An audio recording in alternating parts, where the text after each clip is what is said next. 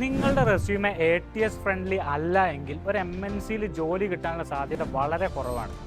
എന്താണ് ATS? Applicant tracking system.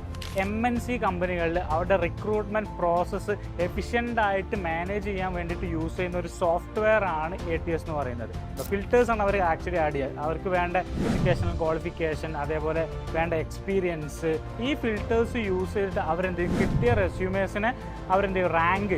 Resume create ചെയ്യുന്ന സമയത്ത് നിങ്ങൾ കുറച്ച് കാര്യങ്ങൾ ശ്രദ്ധിക്കണം. അതിൽ മെയിനായിട്ട് ശ്രദ്ധിക്കേണ്ട ഒരു കാര്യം കീവേഡ് ഒപ്റ്റിമൈസേഷൻ ആണ്. അതായത് നിങ്ങൾ ഏത് ജോബിനാണോ അപ്ലൈ ചെയ്യുന്നത് ആ ജോബ് ഡിസ്ക്രിപ്ഷനിൽ അവർ കൊടുത്തിട്ടുള്ള ആ കീവേഡ്സ് എല്ലാം അതിൽ ഇൻക്ലൂഡഡ് ആണോ എന്നുള്ളത് നിങ്ങൾ ശ്രദ്ധിക്കുക. പിന്നെ അതേപോലെ ചെയ്യുന്ന സമയത്ത് ഏറ്റവും സിമ്പിൾ ആയിട്ടുള്ള ക്ലീൻ ആയിട്ടുള്ള ഡിസൈൻ യൂസ് ചെയ്യാൻ വേണ്ടി ശ്രദ്ധിക്കുക.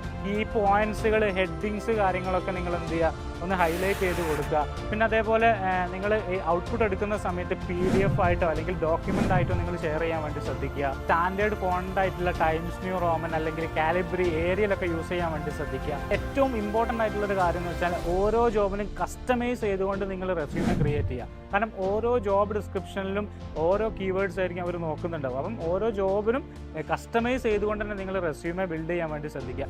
ഇതുപോലത്തെ ഇൻഫോർമേറ്റീവ് വീഡിയോസിനായി പേജ് ഫോളോ ചെയ്യും.